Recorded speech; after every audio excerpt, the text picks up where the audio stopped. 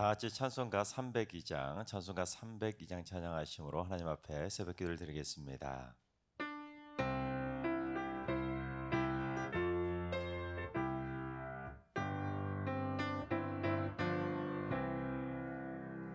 내 주 하나님 넓고 큰 은혜는 저 큰 바다보다 깊다. 너 곧 닷줄을 글로 깊은 데로 저 한가운데 가보라. 언덕을 떠나서 장파에 뱃대워 내 주 예수 은혜의 바다로 내 맘껏 져가라. 왜 너 인생은 언제나 거기서 저 큰 바다 물결 보고 금이 모르는 깊은 바다 속을 한번 헤아려 안 보나. 언덕을 떠나서 창파에 뱃대워 내 주 예수 은혜의 바다로 내 맘껏 져가라. 많은 사람이 얕은 물가에서 저 큰 바다 가려다가 찰싹거리는 작은 파도 보고 마음 약하여 못 가네. 언덕을 떠나서 창파에 뱃대워 내 주 예수 은혜의 바다로 내 맘껏 져가라. 차고 가거라 이제 곧 가거라 저 큰 분의 바다 향해. 차고 내노를 저 깊은 데로 가라. 망망한 바다로 언덕을 떠나서 장파에 뱃대워 내 주 예수 은혜의 바다로 내 맘껏 져가라. 아멘. 이 시간 다 같이 한 마음 한 뜻으로 하나님 앞에 기도하며 나아가시겠습니다. 오늘 기도하시는 주님, 이 땅에 장애로 고통받고 있는 이들을 주의 사랑의 손길로 굳건히 붙잡아 주옵소서. 장애의 고통 속에 갇히지 않게 하시고 편견의 시선에 매몰되지 않게 하시며 차별의 아픔으로 상처받지 않게 하여 주옵소서. 장애 속에서도 간절한 믿음으로 세상을 이기며 살아가는 믿음의 백성이 되게 하여 주옵소서. 장애인들 위해서 기도해 주시기 바랍니다. 두 번째는 주님, 우리 승리교회에 행복의 바람이 불어오게 하여 주옵소서. 삶의 작은 일에도 주님의 사랑을 체험하게 하시고 삶의 매 순간순간마다 어루만져 주시는 주님의 사랑의 손길을 통해 모든 불행이 사라지고 행복이 넘쳐나는 축복의 인생들이 다 되게 하여 주시옵소서. 승리교회 모든 가정들이 행복으로 서로서로 기쁨으로 컨택되게 하여 주옵소서. 행복한 승리교회를 위해서 기도해 주시기 바랍니다. 세 번째는 주님, 우리 승리교회 안수 집사님들을 장중의 발로 굳건하게 붙들어 주시옵소서. 사회생활이 왕성한 시기에 주를 위해 더욱더 왕성하게 헌신하고 있사오니 안수 집사님들의 가정과 일터와 사역 가운데 복의 복으로 충만하게 역사하여 주옵소서. 더욱더 바른 믿음을 가지고 성장해서 승리교회의 미래를 잘 이끌어가는 영적 리더들로 귀하게 세워지게 하여 주옵소서. 안수 집사님들을 위해서 기도해 주시기 바랍니다. 이 시간 세 가지 기도 제목과 오늘 예배와 오늘 하루의 삶을 위해 다 같이 합심으로 기도하며 나아가시겠습니다. 다 같이 기도합니다.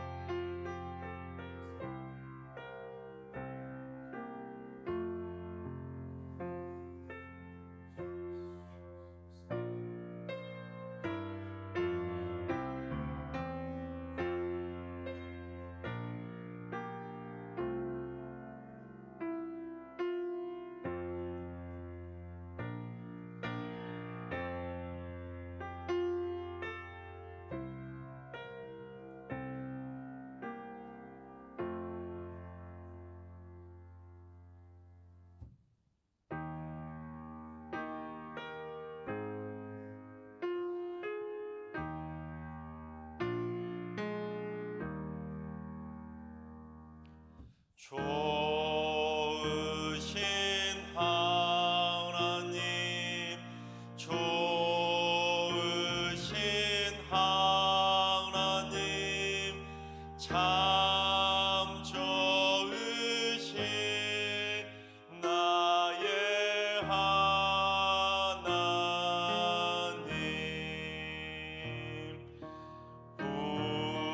우리의 기도를 응답해 주시는 참 좋으신 나의 하나님,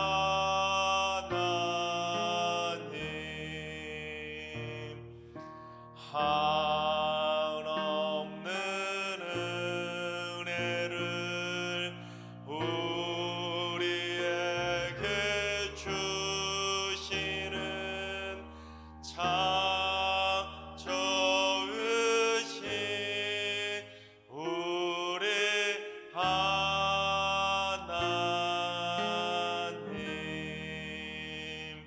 아멘.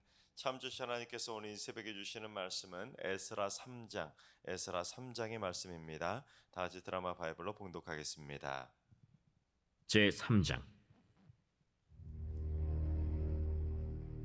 이스라엘 자손이 각자의 성읍에 살았더니 일곱째 달에 이르러 일제히 예루살렘에 모인지라.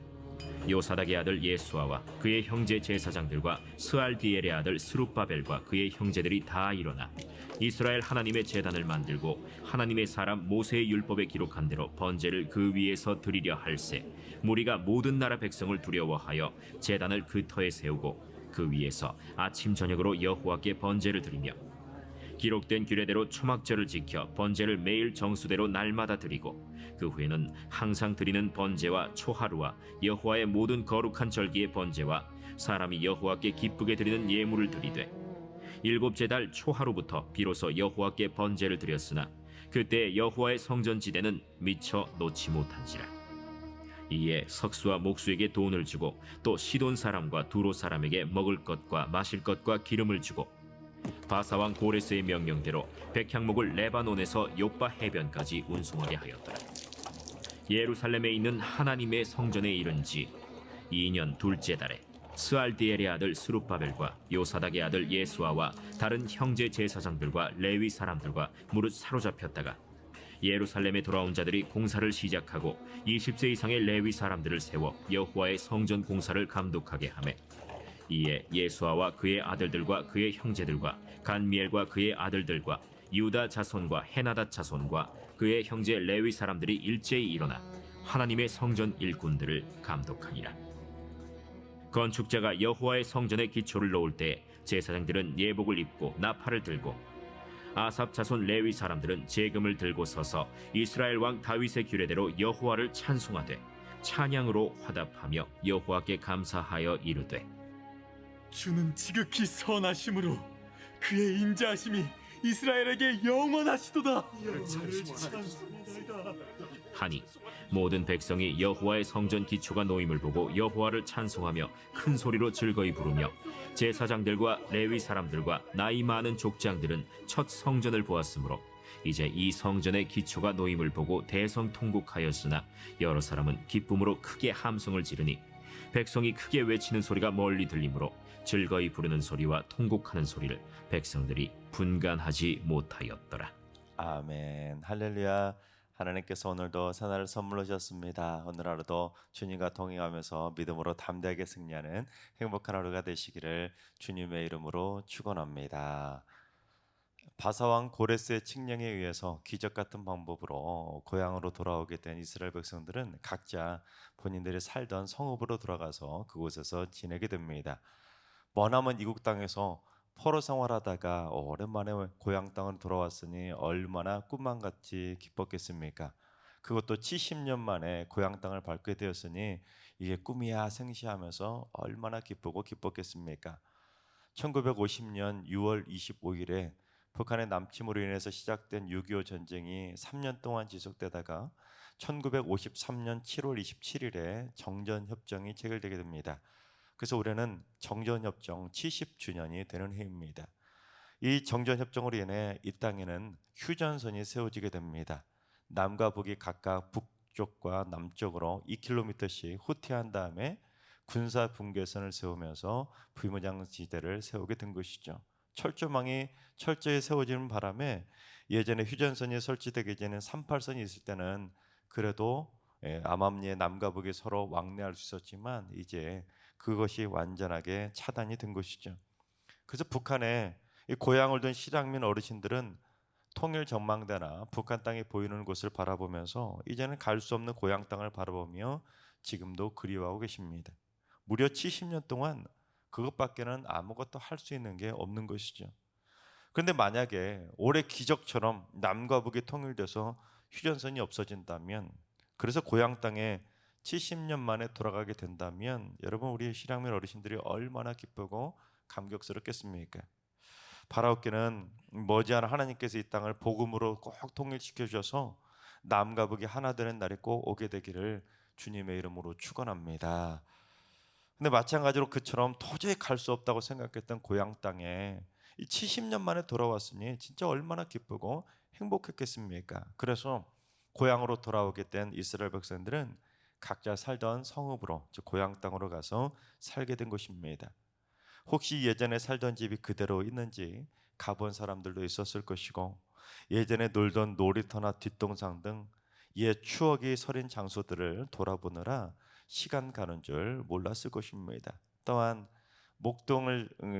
목동으로 지냈던 사람들은 본인들이 그 양을 치던 그런 곳들을 이곳저곳 누비고 다니면서 고향 땅에 대한 그 옛 추억과 향수들을 하나하나 되새겨 보았을 것입니다.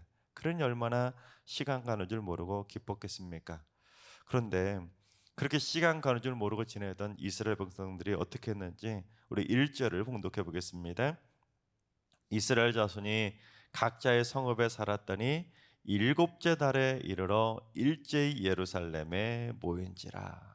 70년 만에 고향 땅에 돌아와서 각자 성읍에서 시간 가는 줄 모르고 지내다가 이스라엘 백성들이 7째 달 7월이 되자 일제히 예루살렘으로 모이게 된 것입니다. 특히 일제이라는 히브리어는 원어적으로는 한 사람 같이라는 의미입니다. 즉 바벨론 땅에서 돌아온 이스라엘 백성들이 각자 고향 땅으로 다 흩어져서 고향 땅에서 향수에 젖어 있었는데 7월이 딱 되자 다들 한 마음이 되어서 마치 한 사람처럼 전부 다 일제히 예루살렘 성읍으로 모이게 된 것입니다. 왜냐하면 그때서야 그들이 잊고 있었던 것을 깨닫게 된 것입니다. 고향 땅에 돌아온 강비부에 취해서 쫙 그렇게 젖어 있느라 정작 잊고 있었던 것, 그것을 깨닫게 된 것입니다. 뒤늦게 깨닫게 되었는데, 즉 그들이 한 마음이 되어서 깨닫고 일제에 모이게 된 분명한 이유가 있었는데, 그게 무엇이냐면 첫째는 예배 회복이었고 둘째는 성전 재건이었습니다. 즉 먼저 그들은 예배 회복을 위해서 7월에 있었던 초막절을 지키게 됩니다. 이 초막절을 지키기 위해서 이스라엘 백성들은 그 당시에는 번제로 하나님께 예배를 드리지 않았습니까? 그런데 당시 바벨로니아에서 성전이 다 파괴되는 바람에 예루살렘에는 성전도 없었고 제사를 드릴 수 있는 제단도 없었기 때문에 그들은 제사를 드리기 위해 먼저 제단을 만들게 됩니다. 그리고는 여호와께서 명하신 대로 그 제단에서 번제도 드리고 7월에 있는 초막절도 지키면서 특별히 매일 드리는 아침과 저녁으로 드리는 상번제 제사까지도 온전히 회복하게 된 것입니다. 그런 다음에 이스라엘 백성들은 바벨론에 의해서 무너졌던 그 성전을 다시 재건하기 위해 이제 본격적으로 성전의 기초를 놓게 된 것입니다. 자, 순서를 자세히 보시면 예루살렘에 다시 모이게 된 이스라엘 백성들은 제단만이라도 먼저 쌓고는 하나님을 향해 매일 드리는 상번제를 먼저 회복하고 초막절도 회복함으로써 예배 회복을 가장 최우선 과제로 삼고 그 다음에 성전 재건을 시작하게 된 것입니다. 이게 뭘 의미하냐면 성전 재건이 먼저가 아니었던 것입니다. 성전을 재건하는 것이 최종 목표인 것은 맞지만 그들은 예배 회복이 최우선 목표였던 것입니다. 즉 최종 목표하고 최우선 목표를 정확하게 구분한 것이죠. 여러분 생각해 보세요. 바사왕 고레스가 이스라엘 백성들을 뭐 하라고 보내줬죠? 너희들 가서 성전을 지으라고, 그래서 성전 재건을 하라고 이스라엘 백성들을 포로에서 해방시켜 주었습니다. 즉 최종 목표가 성전 재건이었기 때문에 이스라엘 백성들은 일단 먼저 성전 재건을 위한 공사부터 시작할 수도 있었습니다. 즉 제단도 쌓고 제단도 없고 성전도 없는데 무슨 예배를 드리냐고, 성전이 다 재건되면 그때 예배를 드리자고 예배를 뒤로 미룰 수도 있었습니다. 즉 먼저 성전 재건을 위해 석수와 목수도 고용하고 레바논의 백향목과 대리석 같은 재료들도 수입할 수 있었습니다. 그리고 성전 재건이 다 완공되면 그때 멋지게 지어진 새 성전에서 성전 봉헌식으로 첫 번째 예배를 하나님께 영광스럽게 쫙 멋지게 드릴 수도 있었습니다. 그런데 이스라엘 백성들이 일제히 한 마음으로 모였던 것은 성전 재건이 최우선 목표가 아니라 예배 회복이 최우선 목표였던 것입니다. 예배 회복이 더 시급한 최우선의 목표라는 것을 이스라엘 백성들이 깨달은 것이죠. 그래서 이스라엘 백성들은 부족하지만 하나님의 제단을 먼저 세웠던 것입니다. 새 성전 안에 멋지고 근사한 제단을 세우지는 못했지만 일단 먼저 매일매일 드리는 번제인 상번제를 회복하기 위해서 그들은 제단을 세우는 것이 최우선이었던 것입니다. 여러분 이 말이 또한 무슨 말이겠습니까? 이스라엘 백성들은 포로에서 돌아왔음에도 불구하고 그동안 매일 드리는, 그것도 율법으로 규정한 상번제조차도, 예배조차도 회복하지 않고 그냥 고향의 향수에 푹 젖어서 시간 가는 줄 모르고 지냈었던 것입니다. 그러자 그들이 뒤늦게서야 우리가 이걸 잊고 있었구나, 예배가 먼저이지 하고는 어서 빨리 다 한 마음으로 예루살렘 성에 모인 다음에 일단 부족하지만 번제단이라도 다시 쌓고 그 번제단에서, 임시 번제단에서 하나님을 향한 상번제를 먼저 회복했던 것입니다. 그리고 나서야 석수와 목수에게 돈을 주고 성전 재건을 위한 재료들을 구입하기 시작한 것이죠. 그렇습니다. 오늘 본문이 우리에게 가르쳐주는 분명한 영적인 교훈은 첫째, 우리 삶에도 최우선 목표는 예배가 되어야 된다는 것입니다. 아무리 먹고 사는데 바쁘고 분주해도 정신없이 하루하루를 살아간다라도 매일매일 드리는 예배 회복이 삶의 최우선 목표가 되어야 되는 것입니다. 무너진 예배자의 삶을 하루빨리 회복하는 것, 그것이 우리 삶에 있어서 가장 먼저 이루어야 될 최우선 과제가 되어야 되는 것입니다. 특히 이스라엘 백성들이 성전 재건보다 예배 회복을 우선했던 것은 우리에게 뭘 교훈해 주냐면 갖춰짐의 타협을 하지 않았다는 사실입니다.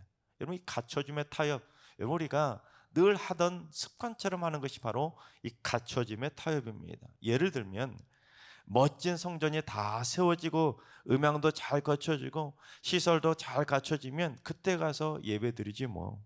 지금 너무 바쁘고 분주하니까 내가 조금 여유가 생기면 그때 예배 드리지 뭐. 지금은 내 코가 석자인데 예배는 무슨, 내 문제가 좀 해결된 다음에 그때 예배 드리지 뭐. 지금은 몸이 안 좋으니까 다 병 나은 다음에 그때 예배 드리지 뭐. 내가 지금 일단 대학에 가는 것이 목표이니까 이제 예배 드리는 건 잠깐 미뤘다가 대학에 들어간 다음에 예배 드리지 뭐. 내가 지금 취업하는 것이 최우선이니까 취업하고 나서 그때 직장생활 다 안정되면 그때 가서 예배 드리지 뭐. 그러면서 자꾸 뭔가 제대로 갖춰져야 그때서야 하나님을 찾고 그때서야 예배 드리겠다고 적당히 예배를 타협하며 예배를 미룰 때가 있습니다. 그러나 성경적인 삶의 원리가 뭔지 우리 시편 127편 1절을 봉독해 보겠습니다. 여호와께서 집을 세우지 아니하시면 세우는 자의 수고가 헛되며 여호와께서 성을 지키지 아니하시면 파수꾼의 깨어 있음이 헛되도다. 그렇습니다. 내가 아무리 내 삶의 문제가 우선이라고 이것저것 다 갖추려고 해도, 교회도 무언가 이런 거 저런 거 다 갖춰주려고 아무리 노력해도 하나님께서 세워주시지 않고 하나님께서 지켜주시지 않으면 여러분 그 모든 수고가 다 헛수고가 되는 것입니다. 따라서 예배가 뒷전으로 미뤄지거나 적당히 타협할 문제가 아니라 예배는 삶의 그 어떤 것과도 타협할 수 없고 그 어떤 것으로도 미룰 수 없는 최우선 목표가 되어야 하는 것이죠. 바라옵기는 여러분의 삶의 최우선 목표가 예배 회복이 되어서 삶의 어떠한 순간에도 예배를 뒷전으로 미루지 않고 매일매일 하나님을 최우선으로 예배하는 삶을 살아가게 되시기를 주님의 이름으로 축원합니다. 두 번째, 삶의 두려움이 엄습할수록 더욱더 예배에 집중해야 됩니다. 우리 3절을 봉독해 보겠습니다. 무리가 모든 나라 백성을 두려워하여 제단을 그 터에 세우고 그 위에서 한 아침 저녁으로 여호와께 번제를 드리며. 여러분, 이 3절은 좀 애매하게 번역이 돼서 어떤 뉘앙스로 번역이 되었냐면 이스라엘 백성들이 모든 나라 백성이 두려워서, 즉 백성들이 다른 이방 나라 적군들이 두려워서 그래서 예배를 드렸다고 그렇게 번역이 되어 있지 않습니까? 그러나 히브리어 원문을 살려서 그대로 해석하면 이 3절은 이스라엘 백성들이 열국 백성이 두려웠지만 그러나 담대히 제단을 세우고 예배를 드렸다는 의미입니다. 실제로 당시 이스라엘 백성들은 두려움에 사로잡힐 수밖에 없는 상황이었습니다. 왜냐하면 포로에서 70년 만에 돌아온 데다가 당시 예루살렘 성벽도 다 무너진 상태였고 또한 예루살렘 성전도 무너졌던 상태였고 당시 이스라엘은 군대도 없었고 체계적인 국가 조직도 갖추지 못했고 왕도 없었기 때문에 제대로 된 것이 하나도 없었기 때문에 이 와중에 만약에 적군이라도 쳐들어오기라도 하면 속수무책으로 패할 수밖에 없는 상황이었습니다. 그런데 이스라엘 백성들은 그처럼 이방 나라 백성들이 쳐들어올까봐 지금 아무것도 갖춰지는 것이 없었기 때문에 두려운 상황이었던 건 맞았지만 그럼에도 불구하고 그들은 예배를 통해 하나님을 의지함으로써 강하고 담대할 수가 있었던 것입니다. 그렇습니다. 우리도 삶의 형편과 여건을 살펴보면 두려움에 휩싸일 때가 있지 않습니까? 이것저것 아무것도 갖춰지지 않았고 대학에도 아직 못 들어갔고 취직도 못했고 몸도 병들었고 이런저런 삶에 물질적으로 정말 어렵고 힘든 것들이 참 많이 있지만 여러분 두려움 없이 사는 사람이 누가 있겠습니까?